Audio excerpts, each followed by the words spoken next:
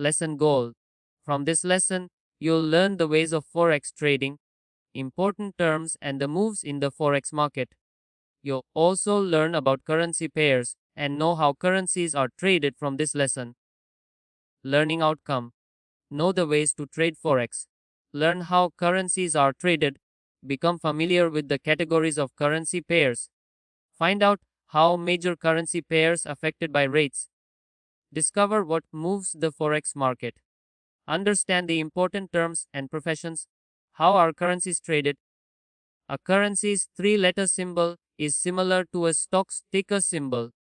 Since there are more than 170 currencies worldwide, it's important to know that most Forex trading involves the US dollar, USD.